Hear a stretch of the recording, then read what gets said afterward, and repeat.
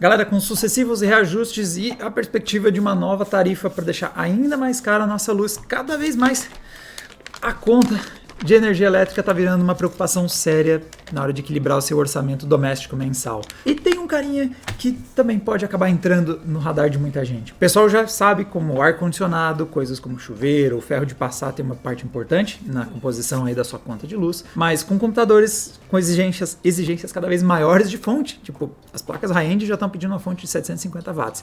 E é claro, LEDs e mais LEDs, fica aquela dúvida, será que o meu sisteminha para jogar não pode estar se tornando um problema na hora de pagar a conta de luz? Nesse vídeo a gente vai tirar essa dúvida aí.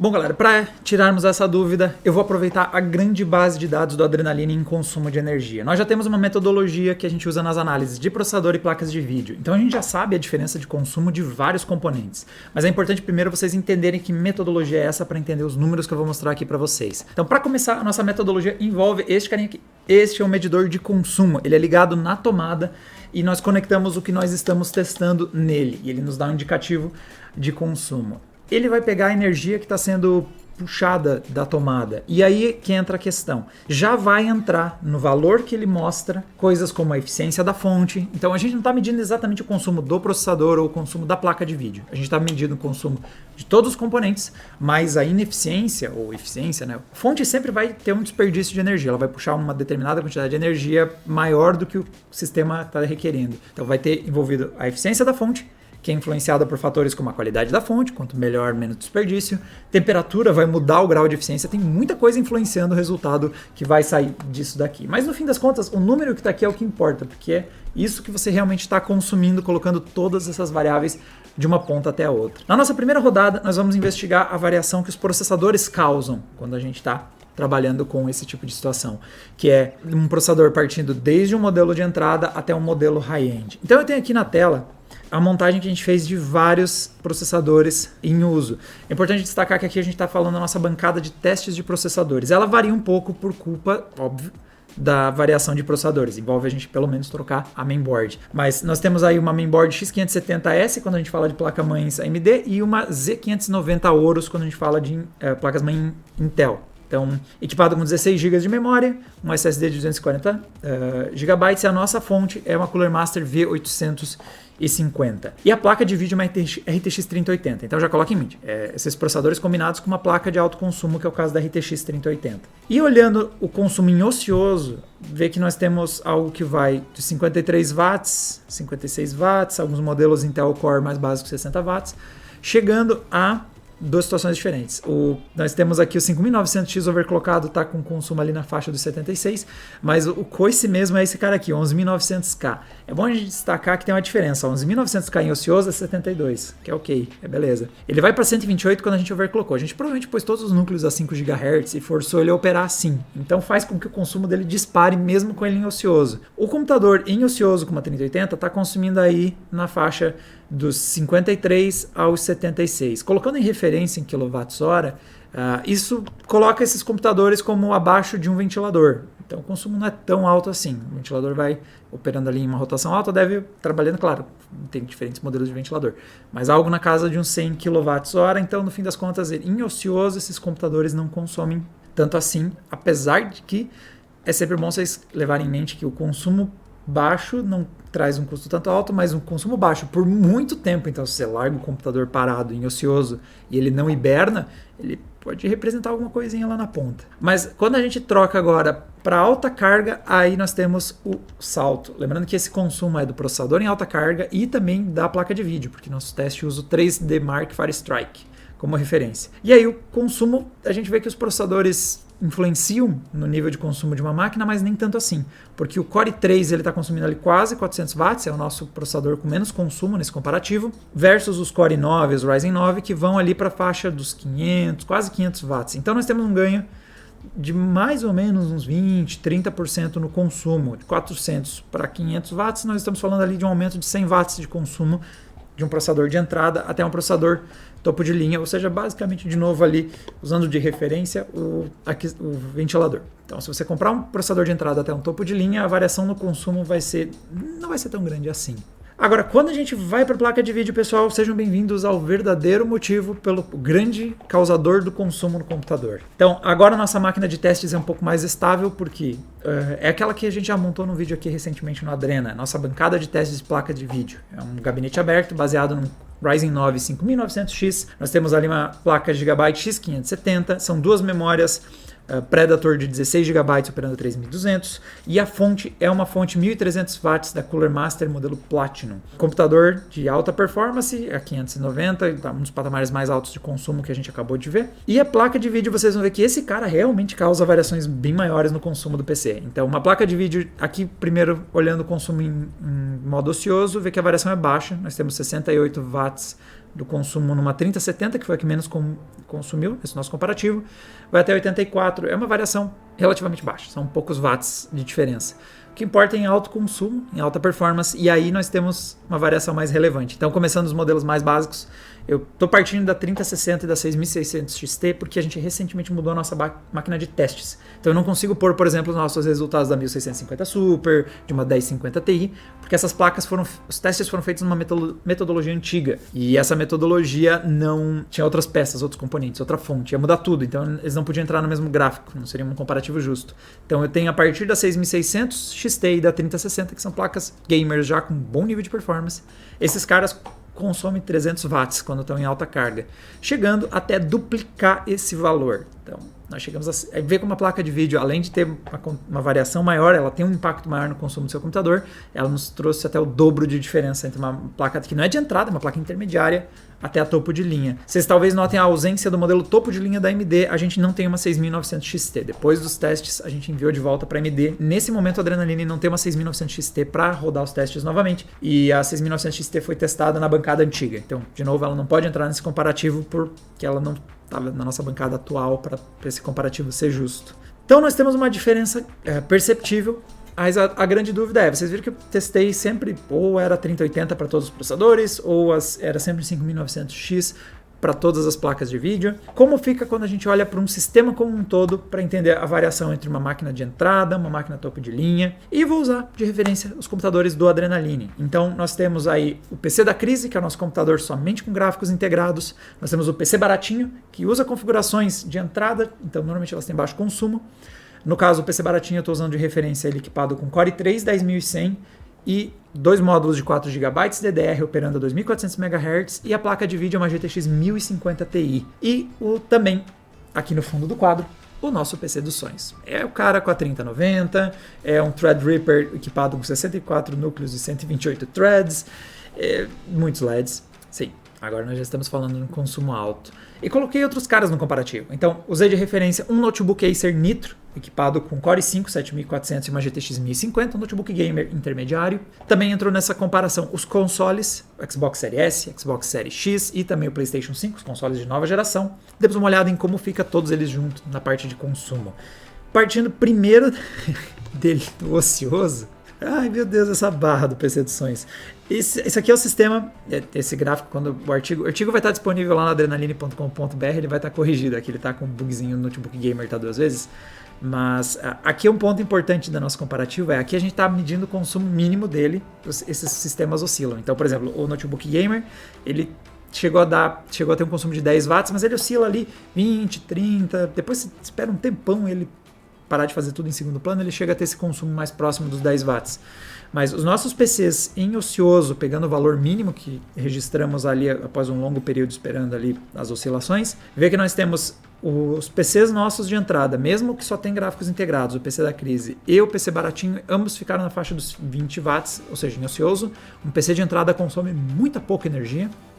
Os consoles, o Xbox Series S consumiu apenas 37 watts, enquanto que os consoles, o Series X e o PlayStation 5, né, de mais performance, os dois ficaram na faixa de uns 50 watts. E o PC dos sonhos a gente aproveitou para testar com e sem LEDs, para ver o quanto que isso impactava. Então, sem fazer nada, tipo, agora, ele está consumindo na faixa dos 150 watts, no melhor dos cenários. Ele às vezes oscila para mais que isso. E desligando os LEDs para fazer a conta de luz da Adrenaline ficar menos dolorida, a gente conseguiu economizar 16 watts. Isso conta o sistema de resfriamento dele, que tem aqueles LEDzinhos ali em cima, o LED que está ali na bomba, nós temos também os LEDs que estão nas memórias RAM ali atrás, e também aquele LEDzinho da plaquinha da MSI. Eu também desliguei os LEDs do teclado, que a gente estava usando um modelo com retroiluminação, e também do mouse, que ele tinha uma luzinha. Desliguei tudo que é luz, ele ficou modo Batman, assim. E aí o consumo dele caiu 16 watts, ainda sendo um consumo absurdamente alto. Eu peço desculpas pela crise energética causada toda vez que a Adrenaline liga, começa a gravar um vídeo e a gente liga o PC dos sonhos para ele ficar sendo bonito ao fundo do cenário. Bom, mas o que importa é em alta carga, que é quando você vai estar jogando. E aí a coisa... O PC dos sonhos é uma coisa impressionante. Ele consumiu quase 800 watts em seu pico. Dá uma zoada nas barras. Ele quase precisava ter uma divisão própria para não zoar com o meu gráfico. Mas nós temos então aqui, o consumo do PC de sonhos ficou na casa dos 800 watts, então nós já tínhamos quase 600 com a 3090. Só que como nós temos ali um Threadripper 64 núcleos, 128 threads, ele tem um consumo que aproxima até das placas intermediárias. É um processador totalmente fora da curva. E ele foi suficiente para adicionar esses 200 watts ali que fazem nós chegarmos a praticamente 800 watts de consumo em alta carga. Os consoles de nova geração, eles consomem algo na faixa dos 160 watts, que mais ou menos na metade do PC intermediário, como a gente tinha visto antes ali, um equipado com uma 3060, um 6600 XT. O notebook gamer, lembra que ele até tem um consumo alto, se você considerar que um notebook precisa ter eficiência energética, mas é porque ele tem alguns componentes adicionais, como por exemplo o teclado retroiluminado, nós temos a tela também sendo usada, então nós tivemos um pico de consumo de 120 watts no notebook Acer Nitro. A fonte dele é de 135 watts, então ele ficou próximo de usar toda a capacidade da fonte nesse sentido. Inclui então alta carga no processador, na placa de vídeo, no chip gráfico, né? E também na tela, ele tem o próprio display.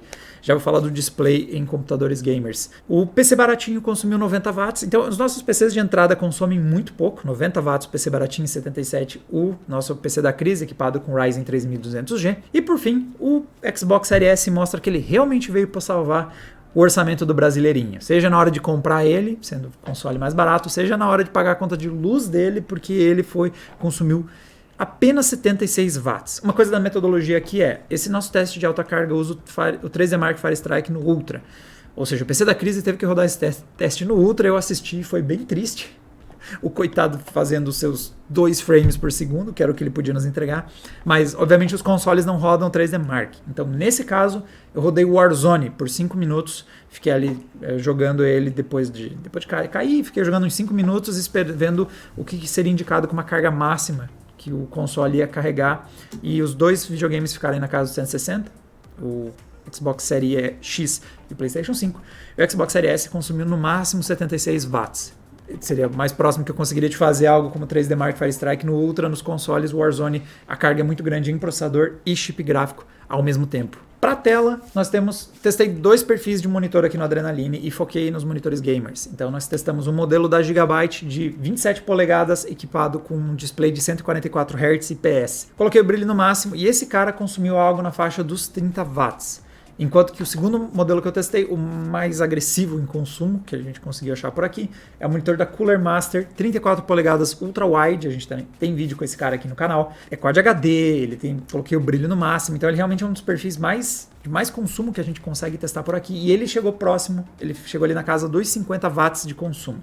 Então, nessas contas todas que a gente fez aqui, pense que um monitor, no máximo, você provavelmente vai consumir 50 watts numa tela, se você tiver um monitor robusto, ou vai somando aí, se você tiver mais de uma tela no seu PC, vai pôr uns 30 watts em cada um deles. Agora é hora de a gente fazer os cálculos. Então, para a gente saber quanto que todos esses watts que eu listei para você, quantos que eles vão custar, primeiro, se você quiser ter um comparativo com outros eletrodomésticos, então, eu já mencionei o ventilador, ele consome mais ou menos uns 100 watts, então você vê que temos alguns perfis de PCs aqui que vão consumir menos que o ventilador. Em compensação, PC gamer intermediário, equipado com uma 3060, um 6600 XT, esse cara se aproximando dos 300 watts, coloca o PC gamer em alta carga na altura de uma geladeira ou de um freezer. Lembrando que esses eletrônicos, eles têm fluxos, né? Eles têm heat, por exemplo, o freezer não está o tempo todo operando em alta carga, ele vai baixar a temperatura, vai ficar um pouco ocioso, vai puxar mais energia, vai oscilar. Os PCs gamers eu também estou usando de referência valores bastante pessimistas, porque eu estou pegando o consumo máximo, mas eles também vão ficar oscilando ao longo do tempo. Mas vê que não é desprezível, começa a entrar na altura de alguns eletrodomésticos. Só que a gente precisa levar em consideração o tempo que eles são usados. E para isso eu estou usando dados de um relatório do NPD Group. A estimativa deles é que o brasileiro fica em torno de 15 horas por semana jogando. Então, tem variações. Então, por exemplo, grupos mais jovens ficam quase 20 horas por semana jogando.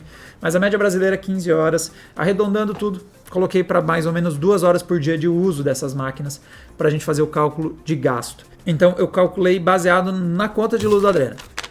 Tá, aqui vem um ponto importante. Cada município, cada estado, cada região vai ter um valor diferente que vai ser cobrado. Vai entrar várias outras questões, como tributos, taxas de distribuição, outros encargos. A lista está aqui descrita. Transmissão, tributo, soma demonstrativo. Não, soma é soma. Vai variar, sua conta de luz vai ser diferente daqui. E eu não vou me aprofundar em excesso nisso, porque eu já não tenho muito cabelo. É mais fácil você ver qual é a sua situação aí. Eu vou trabalhar com um número e depois você pode ajustar a sua situação, como é cobrada a conta de luz na região onde você está. Mas aqui, na região onde está o Adrenaline, aqui em Florianópolis, a gente tem um custo de mais ou menos 85 centavos por quilowatt.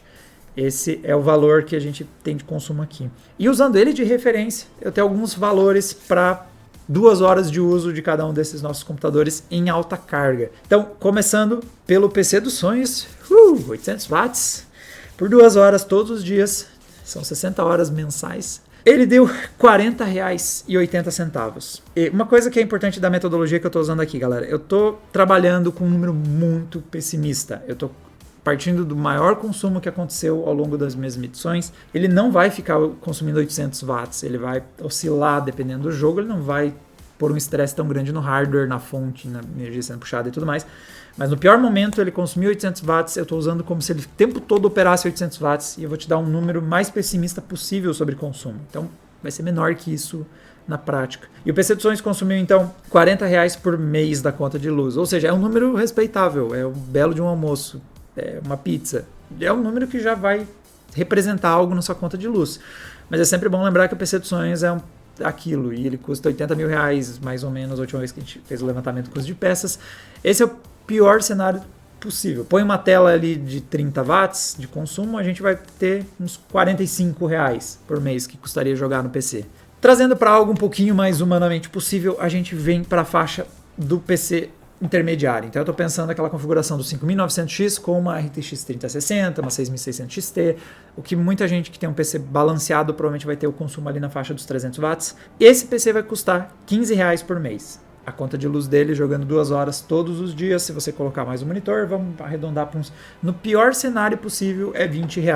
É dinheiro, tipo, não sei como é a conta de luz de vocês, mas ele é um valor representativo, mas ao mesmo tempo está longe de ser a maior preocupação na sua conta de luz em casa. Comparado com outras coisas como reduzir um pouco o tempo do banho, ter um uso mais consciente do ferro de passar, esse tipo de coisa, ou que nem eu que nem passo roupa, eu dobro, espero, torço para não ficar muito amassado. Talvez você já tenha percebido que essa é a minha metodologia em alguns vídeos do Adrenaline. Não é um valor tão alto e a gente já está falando de uma bela de uma máquina. Quando a gente traz para um PC de entrada, quer dizer, quando a gente traz para os consoles high-end, PlayStation 5, Xbox Series X, que traz o consumo para a faixa dos 165 watts, a gente tem um consumo estimado de R$ 8,42. Novamente, não, dentro de todo o conjunto do consumo, não é tão alto. Lembra que isso não está contando a TV ou o monitor que você está jogando, então vai ter um adicional ali.